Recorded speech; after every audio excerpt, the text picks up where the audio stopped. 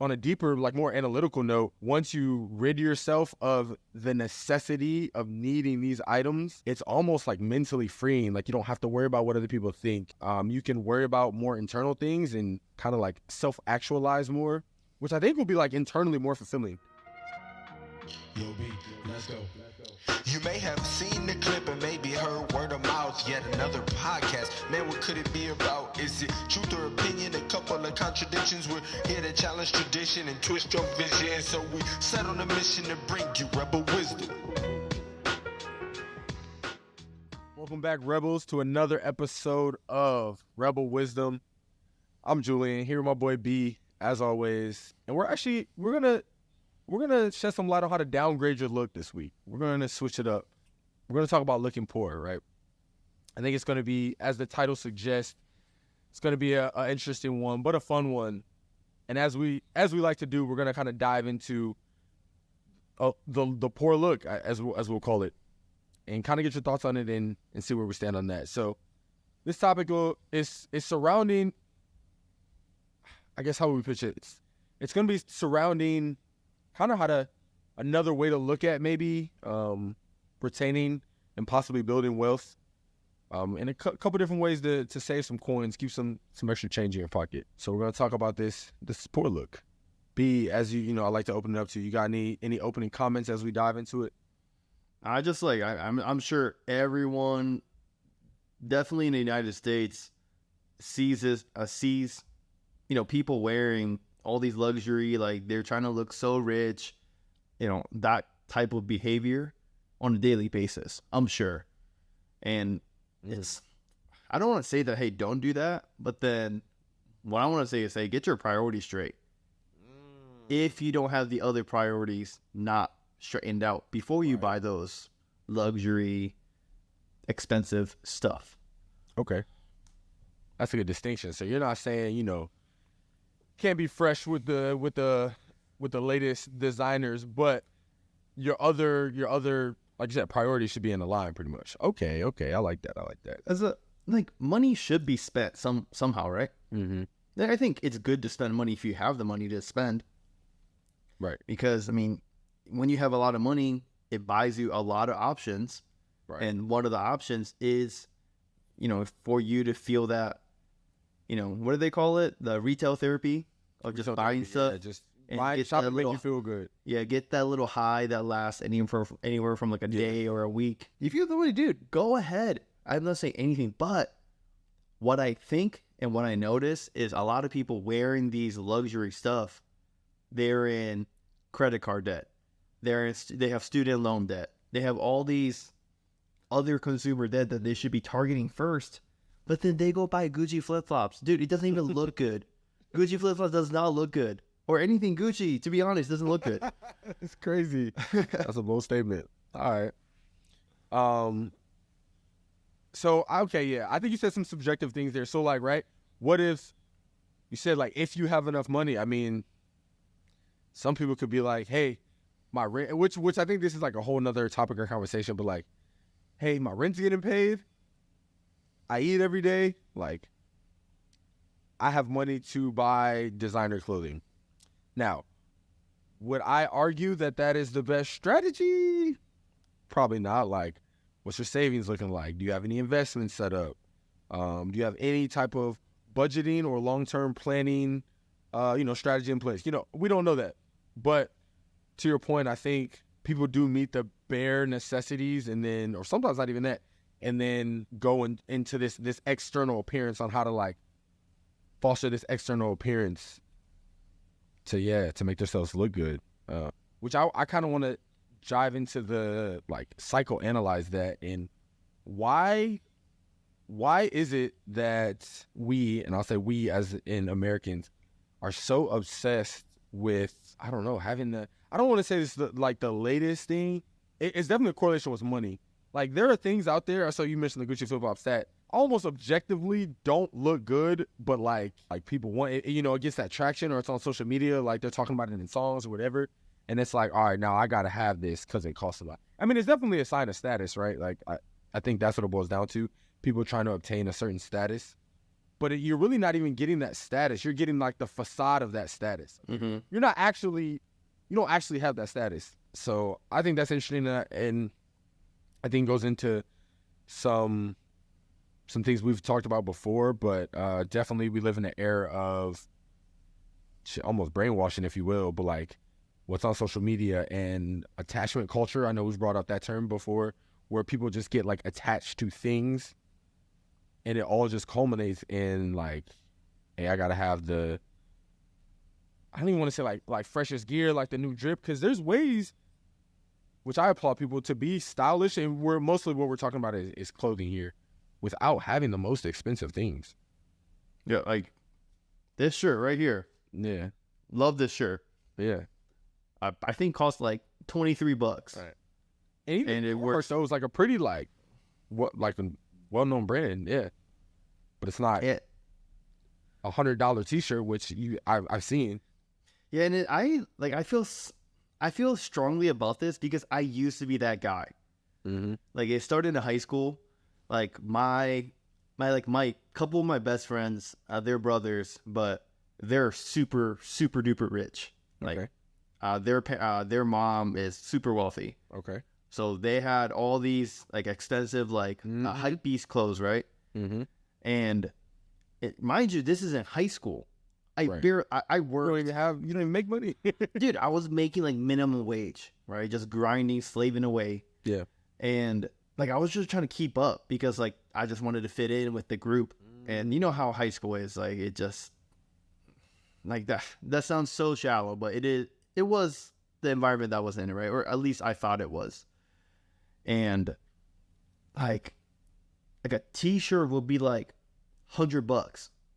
A hoodie would be like $300. Yeah. It makes no sense.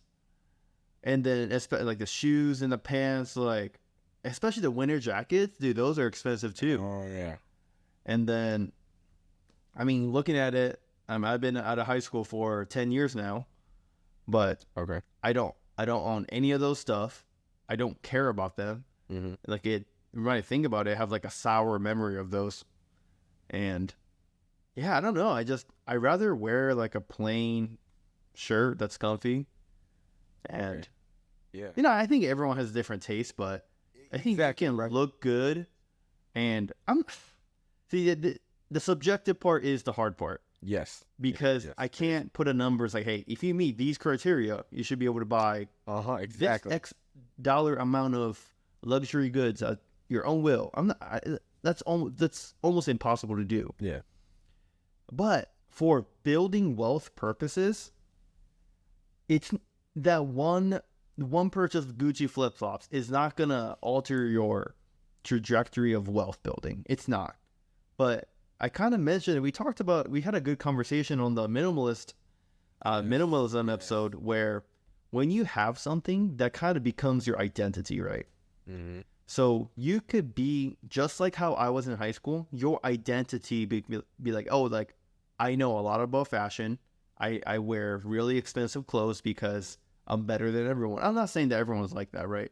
But just a common narrative. It's like, oh, I'm better than everyone. Right. I'm rich and successful, even though I'm not. And that habitual like thinking, and then the self, identification of identify as with these people, these elite people, even though when you're not, that's gonna set you in a wrong track. Right. To build wealth. It's that facade of status. And again, like maybe everybody doesn't want. I can't even say it, like I would find it hard to believe that everybody doesn't want to be wealthier. Like just in general, we're not saying millionaires or rich, but like it's safe to say everyone wants to, like increase their wealth, right? So taking it back a little bit, like you said, when you were talking about being in high school and how you wanted to, fit this image, especially with some of the people you were around, I was gonna ask, why was that? But you kind of answered it, like they had it and it was like cool. So again, you're chasing this status, if you will. And I think once you get older, it becomes easier. Like you also don't have like many priorities at that age, you know what I mean? So maybe you have less stuff to focus on. That could be a part of it. But as you get older and your priorities start to like multiply. You got more stuff to worry about. Like you said right now, like you don't have any of that stuff. You don't worry about any of that stuff.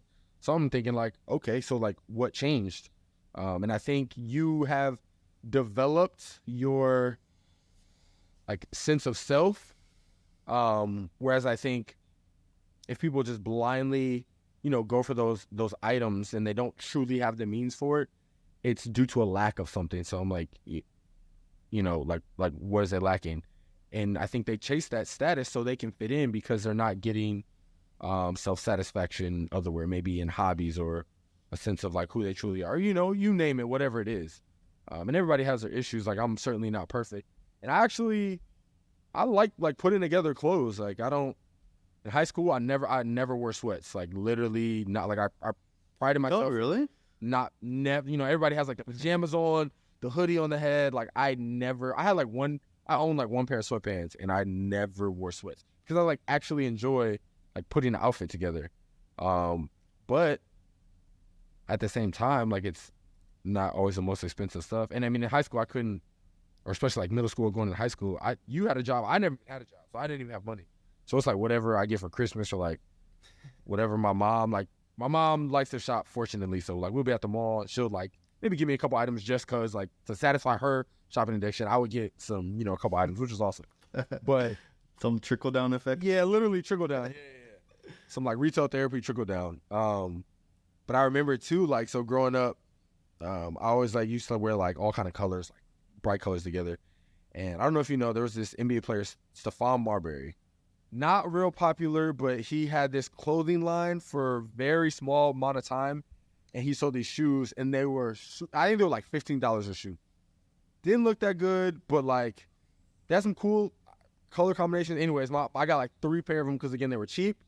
And like, I thought they were cool. My mom's like, oh, $15. Like, yeah. Like, she wanted me to like these because they're easy for her to get. And I just remember getting those and like trying to put them with like all these different outfits. But again, like it doesn't have to be like us telling ourselves it has to be expensive. I feel it's a like societally driven narrative, or like we're like feeding that to ourselves. Yeah. And you were kind of saying, if you strip yourself of those things, or more importantly, I think the sensation of needing those things, you can almost like, this is probably an exaggeration, but like get a sense of like self-realization. Like you can probably start to listen to yourself more, or get a better sense of self, which goes hand in hand with the minimalist episode we have, which is again kind of where you're going. So yeah, it's almost like I would challenge some people if you're one of those people that find yourself, hey, like you need these items, go a year without getting a new item, just like see what change you undergo, or see how it makes you feel, or how you can adapt to that. I don't know. I just feel like that'd be like an interesting challenge for someone if you self-identify yourself struggling with that. I don't know, like designer obsession. Yeah, who are these people showing off to? Because, I mean, they better not be showing off to randoms, because like you see someone in the street, you will most likely never see them again. And even if you did, you're not going to remember them. For the gram, bro. Instagram straight-flation.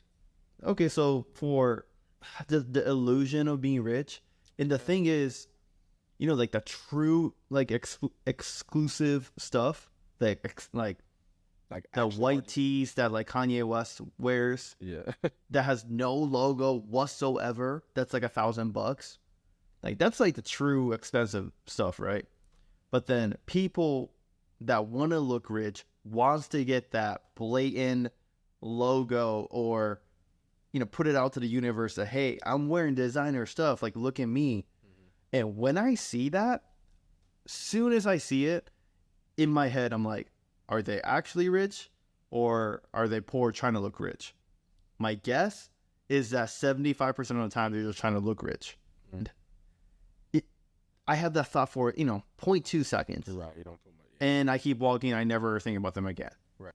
They literally got nothing accomplished. Well, and maybe so. I'm sure a lot of people just feel good in it. So it's like, okay, I'm not doing this for other people. Like, it makes me feel good. I mean, I don't know about y'all. I feel good when I have money in my pockets. You know what I mean? Like, I'm working towards savings goals. Like, that's what makes me feel. I mean, yeah, it'll feel good. Like, right? Like, we have our joke. Like, we got these like Louis Vuitton these little fake Louis Vuitton belts in Japan, and like we were like wearing them and joking around in them. But you know, for some people, it's probably they have emotions tied to that, which I would also argue again, try to strip yourself of, because I don't know, I'm no expert, like, but I feel like the more satisfying things in life are like the people you interact with, the things you experience, vice a shirt or, you know, a pair of pants. Yeah, remember, like early on in the podcast series, we did the regrets of the dying.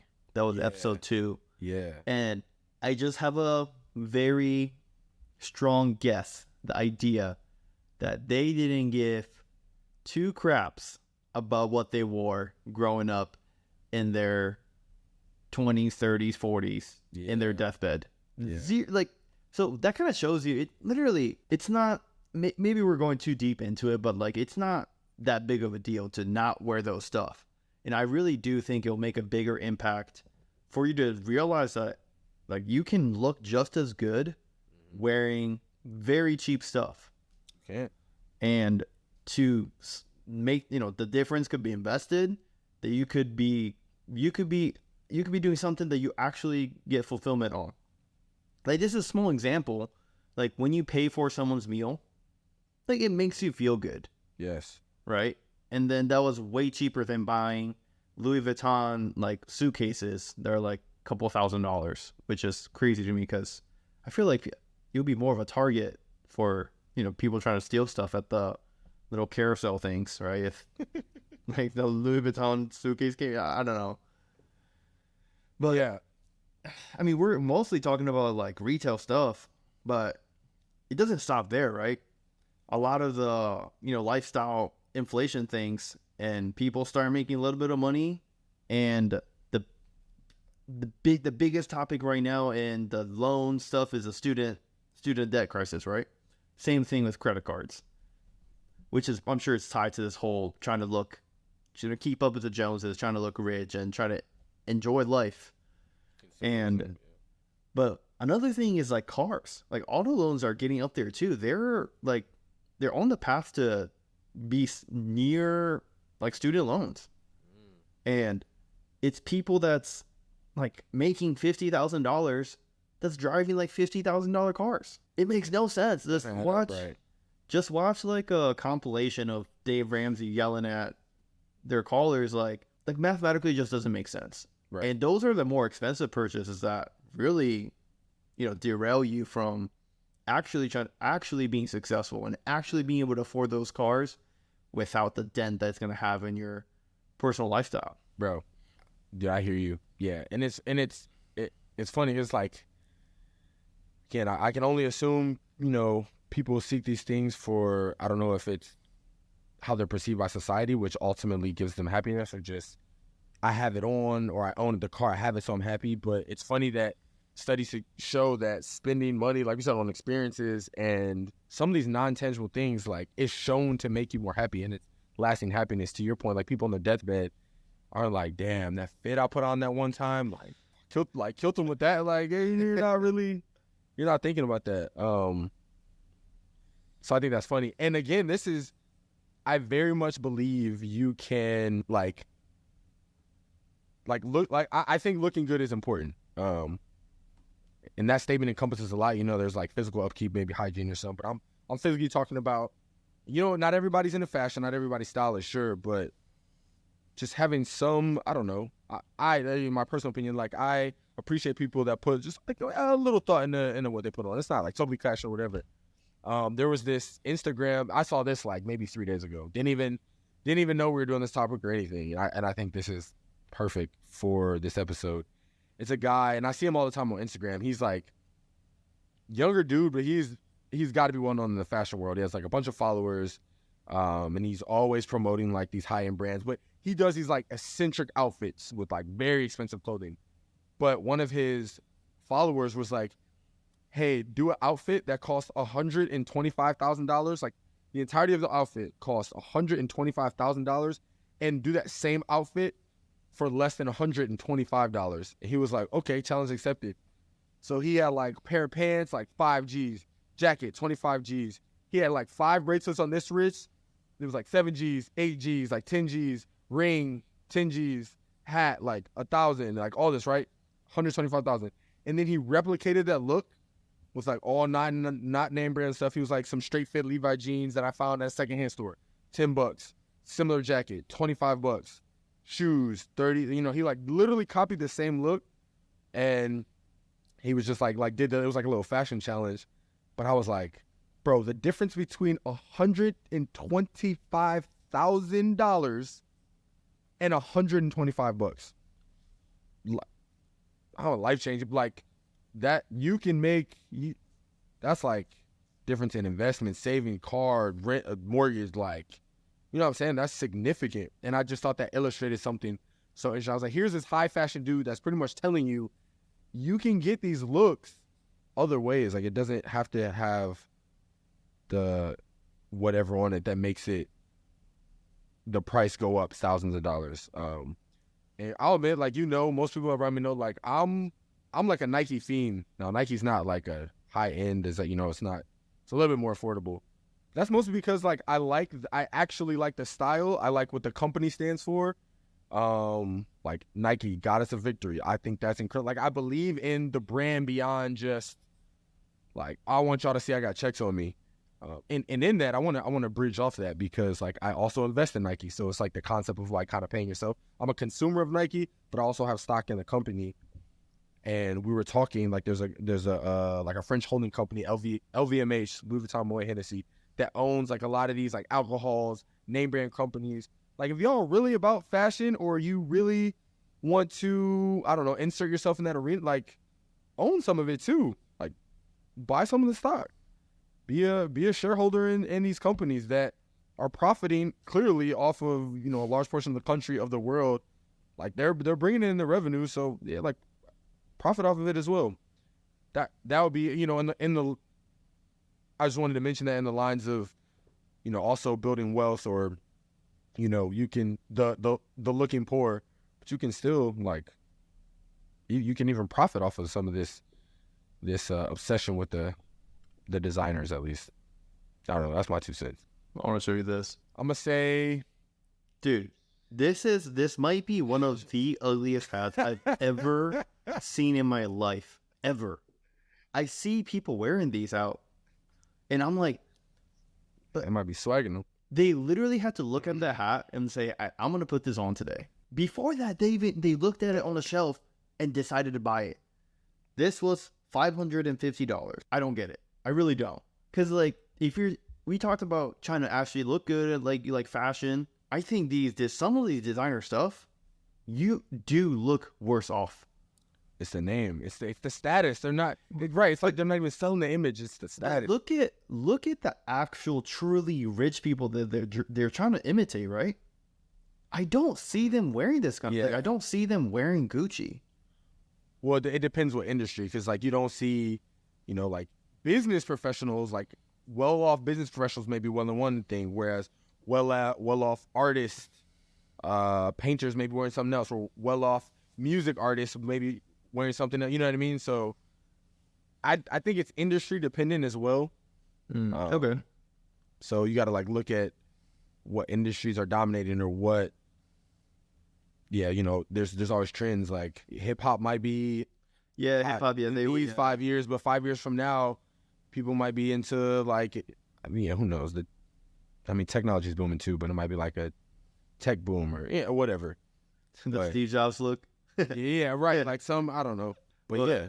I know we were focusing on, you know, a lot of just retail stuff, and we talked about cars, and another thing that I see on a daily basis, because this episode is on people should be trying to look poor so they can enhance their actual life, right, and be more wealthier. And I think another thing is the rent or the mortgage. Yeah, we can speak about it in housing in general terms. Mm-hmm. But, you know, I was living in my house, and we decided to make a investment, like a strategy, I guess. And then we moved out of house to make that a rental so we can make money on it.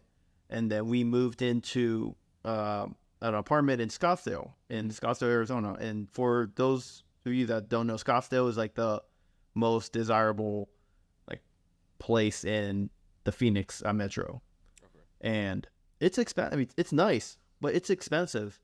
You know, I'm paying like $3,300 for a 2-bedroom apartment. It's like 500 square foot, and I'm like, dude, like I don't.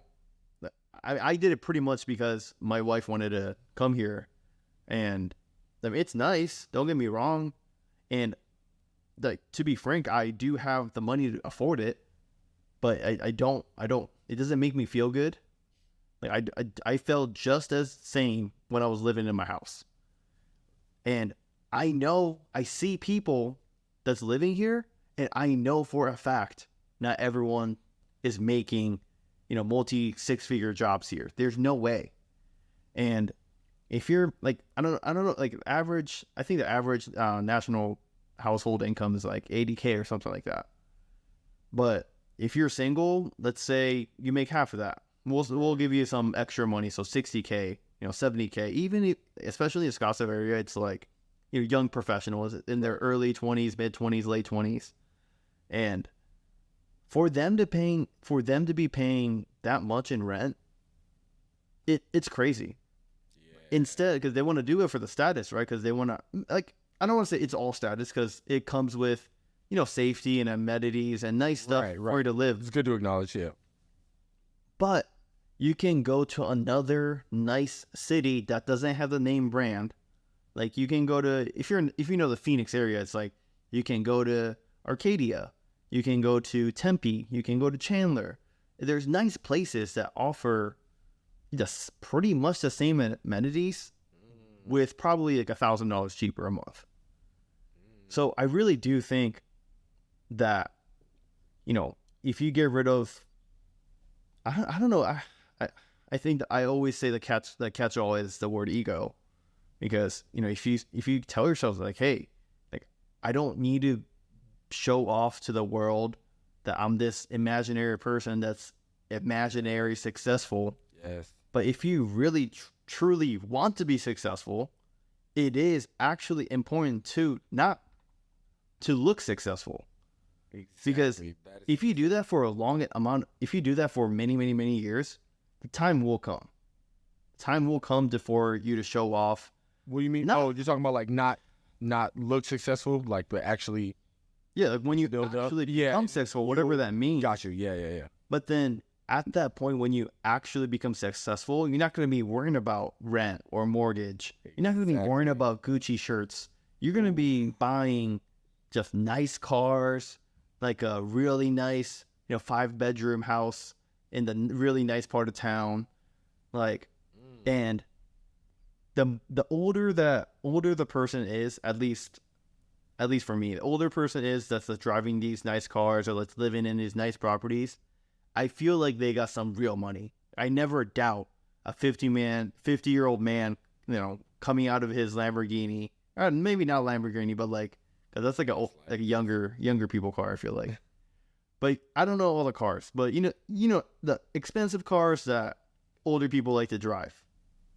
Okay. Like when an old man comes out, I'm like, I feel like he's super rich. I mean, but you don't want to limit it to age. Like, you could be young. Like, they're more likely to, because they've had more time in the game in whatever their field. So I'm just playing that. Yeah, I'm just talking average. Yeah. And of course, there's gonna be a lot of people. Yeah. Maybe not in percentage basis, but just when you're talking about the numbers, like, there's a lot of people that make it early in business, that work in the FANG tech companies. You know, software engineers, whatever engineers, like doctors. Yeah, they could be young and they can afford all this stuff. But that's not the majority of the population. That's probably less than 10% of the population. Yeah, it's a minority. And yeah, I mean, even those, I don't know, even those people, I don't even see them wearing Louis Vuitton shirts. Do they even make shirts? I don't know. Yeah, they do. It's crazy. It's crazy hearing you say this, because I'm listening to you. I feel like you just articulated I'm trying to think of coin a term, like a psychological status paradox, almost like when you're young. Well, I don't even want to tie age to it, but like, there's a point when you want the good looking stuff to symbolize this status, but then if you give up the good looking stuff, you have a higher likelihood to get the status you actually want. But then when you get that status, you're less likely to get all this good-looking stuff because you actually have the status. So it's like this like paradox where you sacrifice where you're trying to get for the look. But if you actually sacrifice the look, you can probably get where you're trying to get. And then when you get where you're trying to get, you don't even want the look. Like, it's crazy. You know, that's like what everything we're talking about boils down to. And we're trying to, so yeah, I think it's like this like psychological paradox where again, it's the mindset. If you can find a way to be comfortable with yourself with, again, a poor look, it doesn't have, like, we're not saying like, look like you just rolled off the curb, you've been sleeping on the side of the street for 3 days. Like, nah, I'm not homeless, but for lack of better terms, right? Like a poor look to grinding your savings, be strategic in, you know, some financial long-term planning. Yeah, you can actually get to these places and achieve this level, tier, social and economic stat, whatever you want to call it, that can probably afford you more things in life. Yeah, I don't know. Going back to the hip hop world, because I love hip hop, I always thought it was fascinating that I call out J. Cole specifically. If you guys know who they are, if you listen to hip hop, he is known for, first off, phenomenal artist in that genre. He's known, he wears like some baggy jean shorts and like an oversized tee, some like high socks that like nobody does anymore, like socks pulled up, some shoes, not like, his looks always look very bummy, like never does anything crazy. And here he is, like, definitely has a lot of money, one of the top artists in his craft. And it's just like, he doesn't care, but also in his music, like, you can almost hear he's so genuine and real. Like, the stuff he even talks about isn't I got nice cars, I got these guns, I'm trying, you know what I mean? It's more like wholesome content, which is funny because I feel like he exudes that in his appearance. Like, he doesn't care. Like, he makes music because he loves music, and I'm sure he has more money because of it. You know what I mean? But it's just, again, oftentimes in those arenas, it's paired with like, oh yeah, they got, you know, the rapper, whatever, they got the high fashion, whatever, they got the designer. He's just like, if you walk by him on the street, you wouldn't even look twice at him if you didn't know who it was. Mm-hmm. And that almost makes me like more impressed because he could have that stuff. Yeah, I mean, doesn't care about it. No one says I've never heard of anyone talk bad about J. Cole. No, I mean, like, he's solid. It seems like, I don't know, but it seems like a solid dude. I mean, yeah, I like his music. Now that you said that, I realized that I don't know, he doesn't beef with anyone. No. And then he just kind of does his own thing. Yeah. I heard, maybe, I don't know if you told me or someone else told me, his 2014 Forest Hill Drive album, you know, he's sitting on top of the house. Mm-hmm. Doesn't he like rent that out to people in need? People that's like trying to... I don't know that. No, I didn't, but I wouldn't be surprised. Like, I've heard, this could never be true at all, but I've heard from a random source that's not credible that he bought his like childhood like home that he lived in, and then he rents it out to like families in need for like 6 months to a year, covers their utilities and everything, just to let them get back on their feet or something like that. I'll make you feel good. And that's like, it's not like he's not bragging about it, right? You know, it's like, that's like the true, like, that's like what you want to strive towards. Like, if you're identifying yourself as these, you know, these brands, I'm not saying, hey, don't wear them. I'm talking about if you're trying to tie your identity into wearing these, you know, medium tier luxury brands that no one cares about just to make yourself feel better. Like, I feel like you need actual life priorities a little bit altered, I would say. And people might not like to hear that, but that's my personal opinion. Yeah. No, you're probably not wrong. You're definitely probably not wrong. It's funny, we were laughing at this before we hopped on the camera at this term stealth wealth, which I think is pretty funny, but it kind of captures, like, again, everybody desires, you know, most people desire to be wealthy, but like, do it in a stealthy way. Like, why does it have to be known? It's almost like I feel like some people think if you're not known, like the moves you're making aren't publicized, it's like invalidated. No, that's not how it works. Like if you are making legitimate moves, you will still, the money is still going to your bank account. Like it's still in your pocket. It's very much valid. Do you know who Ronald Read is? Ronald Read. Can't say that I do.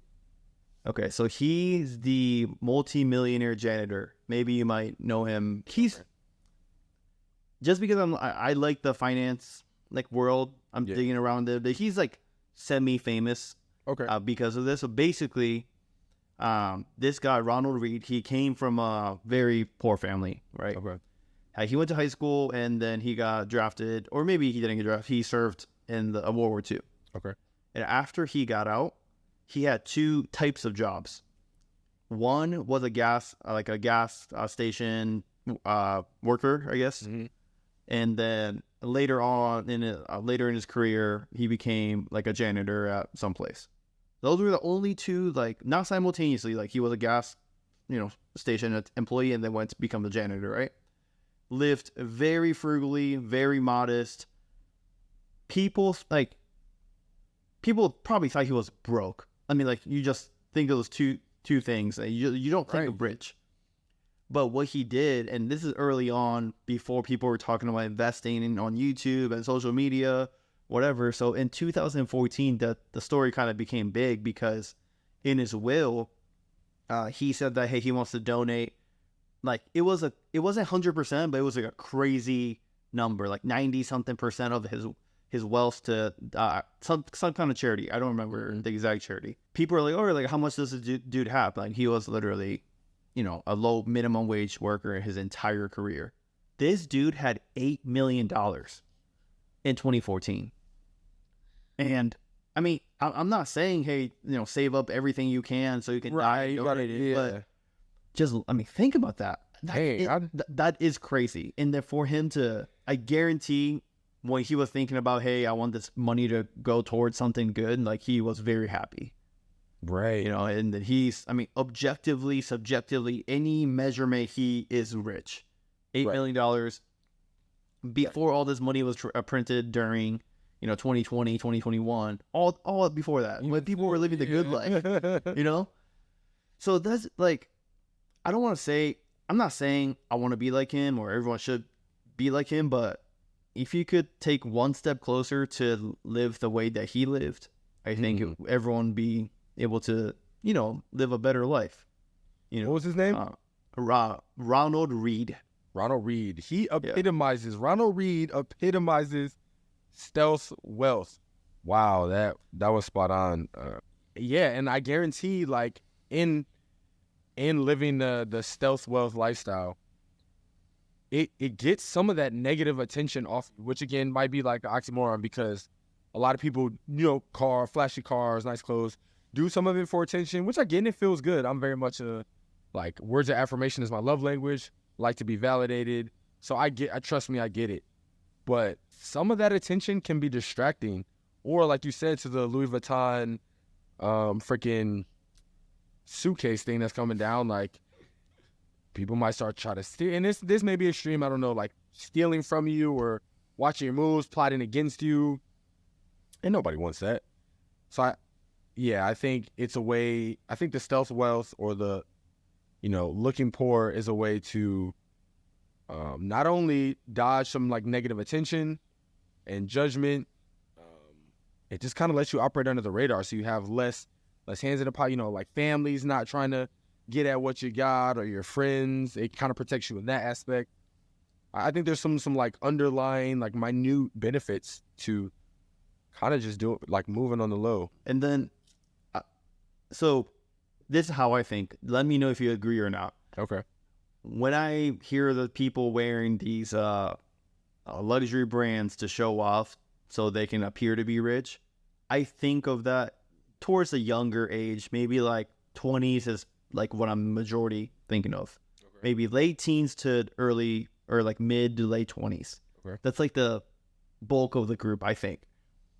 And in that age group, that's like not the only time, that's like the majority accepted age group where it's okay to be poor. Literally. Right. Not looking like literally it's okay to be poor. Like everyone kind of assumes that you're poor, you know? Because I mean, dude, look at the American dream as we know it today, right? You're expected to go to college. You're gonna pay $100,000 for a useless degree for most people, right? If you get a scholarship, great for you. If you got a really good degree that leads you to a really cool opportunity that you make a lot of money, good for you. But that is not the majority. And after that, you graduate college with all this debt, and then you go get a job. You need to go to your job. So like, hey, go get a car with your loan, right? And now you're attacking on like you're a college graduate, you made it in life. Now you want the $40,000, $50,000 car instead of buying like an $8,000 car that works just as fine. Maybe a little bit more maintenance, sure. But that's not $40,000. That's not $50,000. It's not $60,000. And then you go live in an apartment. Maybe you have roommates, whatever. And the American dream tells you, hey, go buy a house. And then now, like, oh, like like because your credit score is a 680 and you're doing better than most, you can put 3.5% down and buy this stuff that's gonna put you at 50% debt to income ratio on your mortgage. Like, good for you, man. Like, you made it. And, like, you have all this stuff, but you're literally super duper duper poor. And that's going to drag on to your 30s and your 40s. And, I mean, like, by the time you're 50s, like, if you're poor, I would say, I'm not saying if you're poor in your 50s, I'm not saying that's embarrassing, but it would be more embarrassing than when you're in your 20s. Comparatively, yeah. So, like, the only time that it's okay societally to look poor, people are trying to do the opposite. They're trying to look rich. It's just all feeds into this paradox. Yeah, which is crazy too. I'm thinking back to the Ronald Read. Is that what he says? Yeah, Ronald Read. Like he worked this is like on the opposite end of the spectrum, but like sounds like he didn't even benefit from the wealth that he built up. Like he literally spent his whole life making it, died and gave it away. So obviously, like you said, not saying that's the blueprint. That's actually kind of crazy. Super admirable of him, but he didn't even get to reap reap what he sowed. Please forgot where I was going. About to say, fucking know, I'm about to switch topics. I don't know if you have anything else to say. I think it was episode number 3. We talked about money and happiness, and I believe to a certain extent money can buy you good amounts of happiness. Because money itself does not bring happiness. Obviously, I'm not saying that. But if I do see a lot of numbers electronically on my bank app, it does make me happy and smile for a little bit, for a few seconds. Money, I do think that money does buy your happiness because money can buy you experiences, and experiences with like the people that you love and want to hang out with. Like those are like what happiness is derived from. And in literally buying these stuff, it's maybe for some people it's a little effect on how much money you're gonna have in the future. But for some people, like you gotta realize when their identity is tied into it, they're spending so much money that they're like putting these purchases on credit cards. Right. And how long can you keep that up for? Right.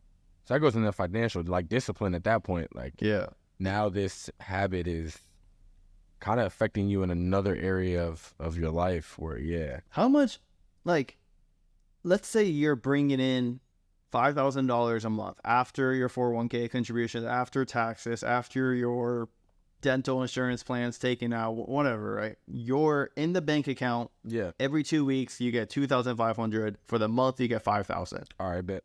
How much would you say it's okay to spend on, we'll just say luxury stuff that you don't need?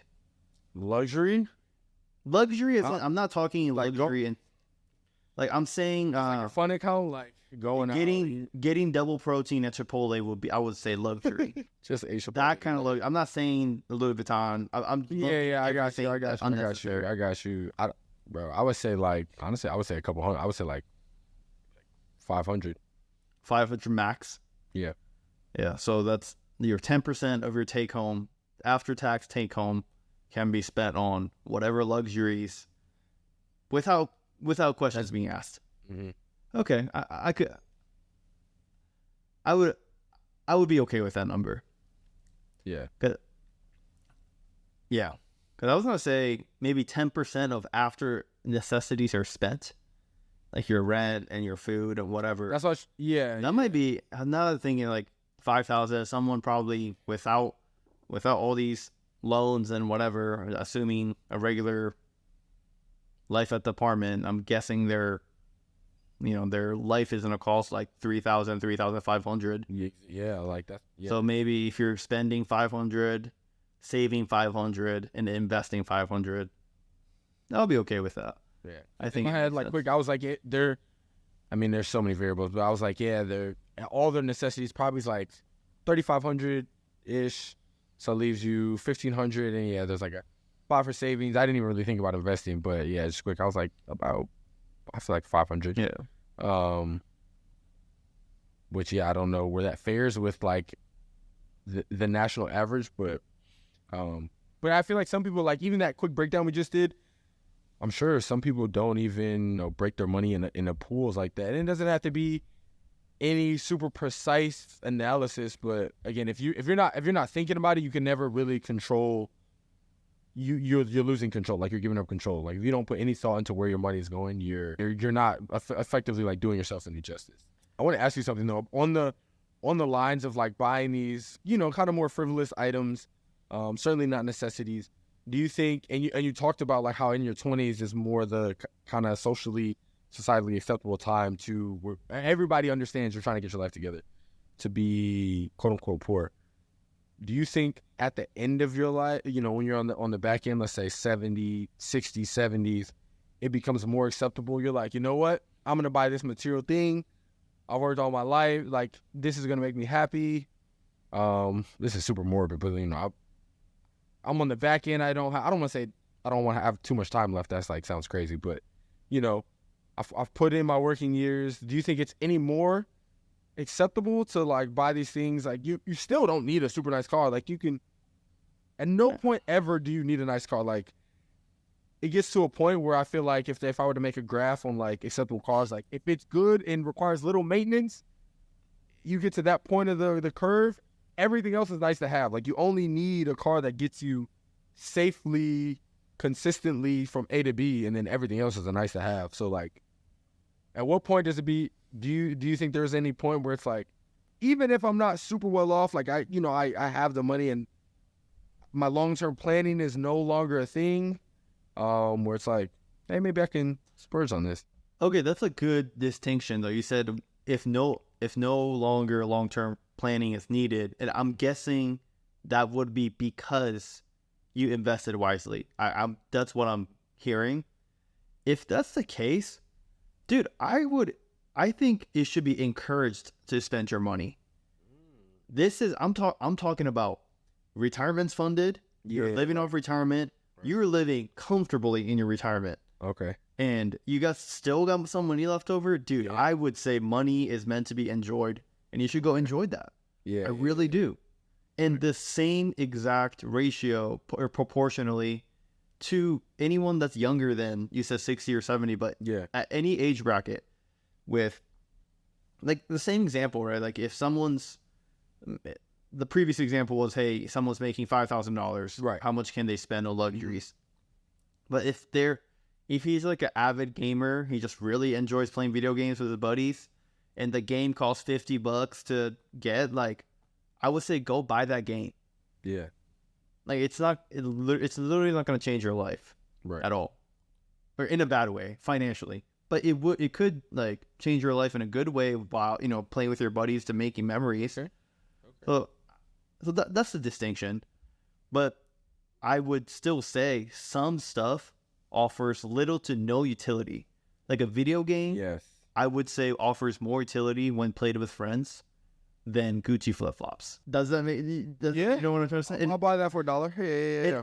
Dude, imagine, and I'm going back to what I think people are doing, which is like a younger 20s, that's wearing all these luxury stuff, and let's say that they're showing off to all these people, and they happen to like attract some females based on that status, right? Mm-hmm. How disappointing would it be from like a female's perspective? Like, oh, like he look at all this stuff, look at this nice car, he lives in a nice apartment, blah blah blah, but he's broke as hell.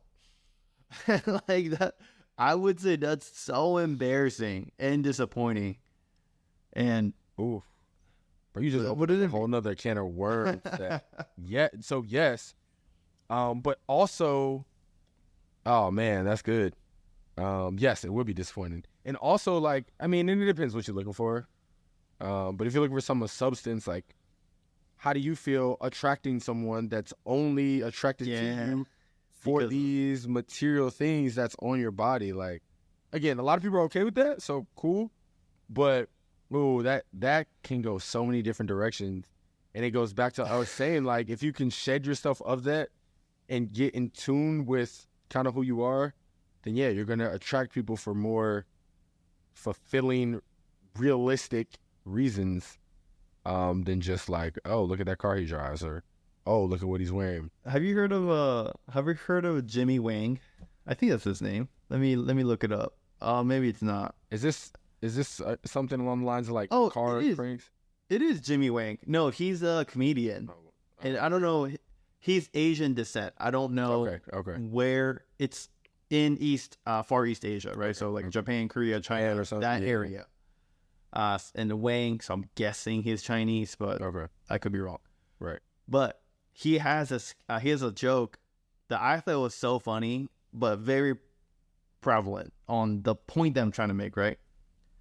Like, he makes a joke about how white people, they like to tell you how expensive everything is. Okay. He's like, oh my God, my childcare is so expensive. My car payment's expensive. My vacation that I took is so expensive. Yeah. My mortgage payment that's white people. Yeah. Black people, on the other hand, they're very transparent.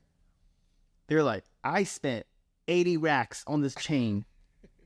You know, like Future says on one of his songs, he's like $150K for his pinky ring or something like that. Very transparent. You know how much people spent. Okay. When it comes to black people.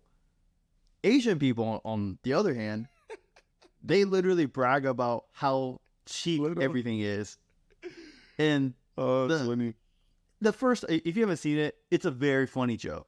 I think it's on. It's on YouTube. You should watch it. But the point that I'm trying to make from this is, you know, well, first of all, I'm very glad that I'm half Japanese, because, you know, we lump everything Asian together, but Japan still shares that same value of, you know, you're trying to get everything cheap. Yeah, and it's okay to have everything cheap. You can still be cheap and look good. Y'all got some bomb secondhand stores out there too. Yeah, miss it. Oh my, you get some nice stuff, like, man. And people generally care more about, not that, I really don't want to put it down, but more of the important stuff in life. You know, one of the things that I miss about the Japanese culture is I feel like they drink and hang out with their coworkers a lot, which I'm not promoting drinking, but the bond that you share like outside of work with your coworkers is something that I miss. Just because it was very similar in the military to me. Yeah. Like, we go work together, we hang out together, we're stuck at sea together. Yeah. And then when you come back home, like, you go hang out together. And Japan was like, you know, a similar way. But then I'm in Phoenix, like I talked about earlier in the episode. I'm on my company. I work with great people, very smart people. But like, we would never get a group together and like, hey, let's go to the bars after. Like, that just doesn't happen. Maybe on like, you could change that. Yeah, like this happens like on a, like, maybe like couple buddies here at work. I'm like, hey, let's go do something on the weekends. Oh, let's go get food during lunch. But like, once it goes outside of the home, I definitely noticed the camaraderie portion is definitely different than the military and the Japanese culture, which is something I miss. Got you. Man, okay. something you said earlier and all that reminded me of the term dupes. And you know what I'm referring to? Like dupes. So short for duplication. So you hear it in like, there's fashion dupes, there's like destination dupes. This is the concept of one thing that is like highly sought after, really popular, usually expensive, but there's another thing, a duplicate, that is similar in value, but again, not as popular, not as expensive, but that you can take advantage of. And they always talk about this on this podcast I listen to. But for instance, like Lululemon, right? Like a buddy popular brand, like I think like athleisure, like pretty popular. But there's these other athletic leisure brands that are like almost have the same stuff, very similar quality, like half the price. But it's not Lululemon. It doesn't have the logo. So, and these other duplicates can even like affect stock prices of like the actual brand they're imitating. It has like economic effects. But I think for the people that, you know, like these, and I think destination dupes are cool because like, I can't think of a good one, but you know, somebody wants to go to Ibiza or some island that's always heard about. When there's another island that you can get the same vibes, like similar, I don't know, architecture, similar experiences, and it's not that spot that everybody knows about, so it's less expensive. And it's just a concept that people can really capitalize on. You see it all the time in like fashion and brands. It's like, oh no, I don't want this thing that's like dang near the same without this little logo on the chest. So I'm going to spend $70 more to get the thing with the logo on the chest, but it feels just as good. Like functionality wise, it's just as, you know what I mean? Mm-hmm. So I think there's a lot of areas where you can capitalize off the duplications of things. In life, there's cars that have like, what is it? Not Genesis, but there's like Hyundai, and then there's like or Hyundai is the better version of something. But I mean, I see it in cars too, where it's like they're the same manufacturers or make, but it's like literally like two different brands because one's like the elevated brand of the other car. Like, yeah, I think like there's the more affordable brand. I mean, sure, the other one probably is like a little bit better statistically or with the bill, but like all in all, it's like very close. But that one just looks way better. But it's really, I watched a video about something where the Lamborghini SUV is like $300K or something like that, and there's one from Audi that's objectively stats is if equal, if not probably better, and it's like $140,000, which is still expensive, but it's literally. But it proves the point. Yeah, like you're literally paying for that Lamborghini logo. Yes, that's about not even the size of your fist. Correct. And you know, what really is that status. Yeah. Exactly my point. Yeah, I was talking about it with my buddy today. Like, he was like, "Hey, I'm gonna buy a car soon," and then he's been because him and his brother was sharing cars. He doesn't have a car right now because his brother went to medical school in Texas. So, but we were talking about it. Hey, like I'm gonna buy a car soon. I was like, and I've been letting him drive my car when I'm away in Texas for work and whatever, right? And then I drive Kia Forte, which has a bad name because the Kia boys like all these stealing. But you know, this is a later model that doesn't. That's, you know, they fix those issues. But anyway, like I told this car story multiple times. I was like, I bought a car when the used car market was just as expensive as the new car market. Yeah. Because of supply chain, you know, like 2022, 2023-ish. Yeah. And I literally went to a dealership. I was like, what's the cheapest brand new car that you have? And they're like, oh, we have the Kia Forte 2023. And it was like $23,000 or something like that. And I was like, all right, let's go. Let's buy it. And it has everything you need. It's like one of the safest sedans.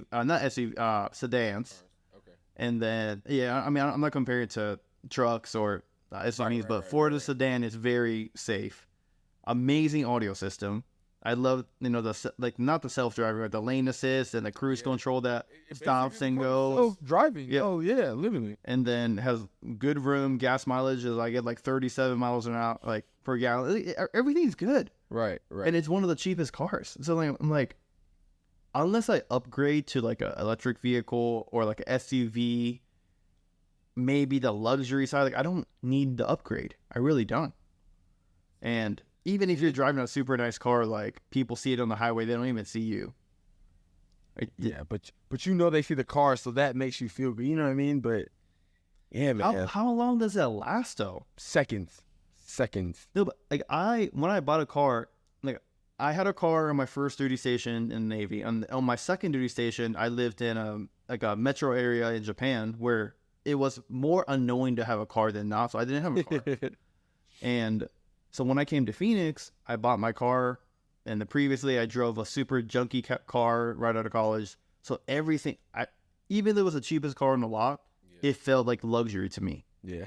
And that good feeling probably lasted like 2 weeks. And after my third week of going to work, it was just like a everyday ritual. You know, wake up, go to work. You know, it's nothing special. Right.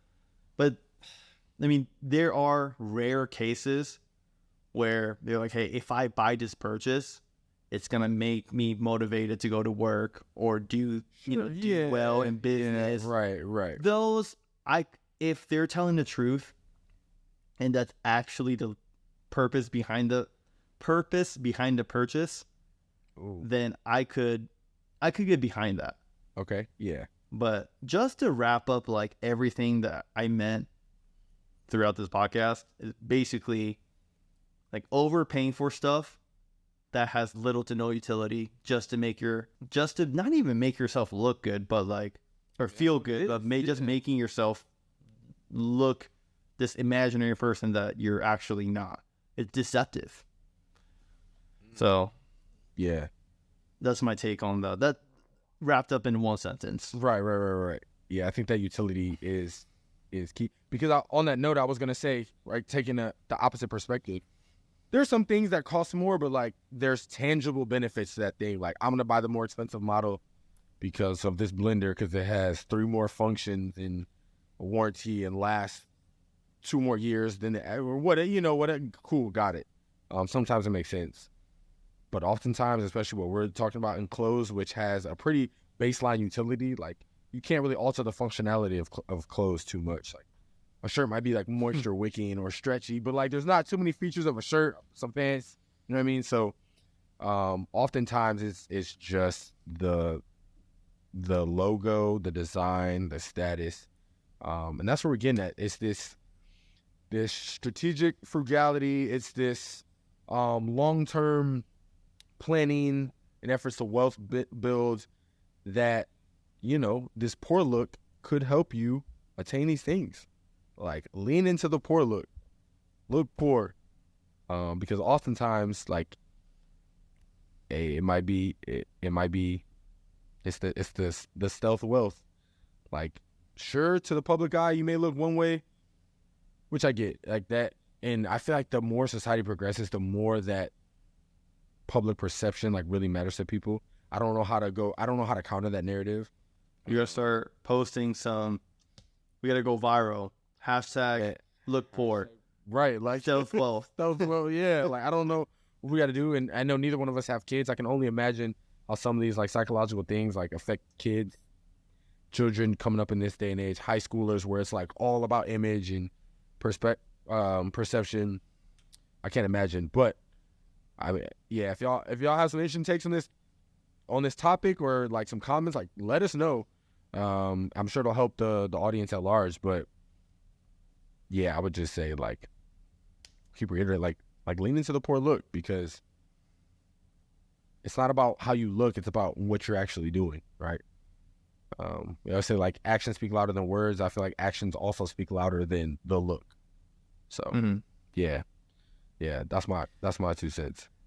So in your opinion, why does looking poor help so much in the path for you to build wealth overall, for you to make much more money? So I think it's twofold, at least twofold. But right, why does looking poor help you in the journey towards building wealth? One, I think when you're physically expending less capital on these material things, like transactional, you have more capital to grow. Like it's that simple, very linear. spend less, save more, or spend less, invest more. But on a deeper, like more analytical note, you know, you and I often like to talk about like the mindset. I think once you rid yourself of the necessity of needing these items, it's almost like mentally freeing. Like you don't have to worry about what other people think. You don't have to take up mental space on like when you can get this next item, when you can buy the car, when you can go shopping. You can worry about more internal things and kind of like self-actualize more, which I think will be like internally more fulfilling. Or you'll have money to, like we said, spend on experiences, spend to be with people you love, which in the long run will bring you more happiness. And that's like scientifically backed. So I think that question has multiple answers. That's my take. I agree. Shoot me or shoot me. I need to step one step closer to Ronald Read. Yes. And also Jermaine Cole. Shout out to those two for sure. Oh, cool. All right, that's our take. You already hear on Looking Poor, why it's important and how it can help. Till next week.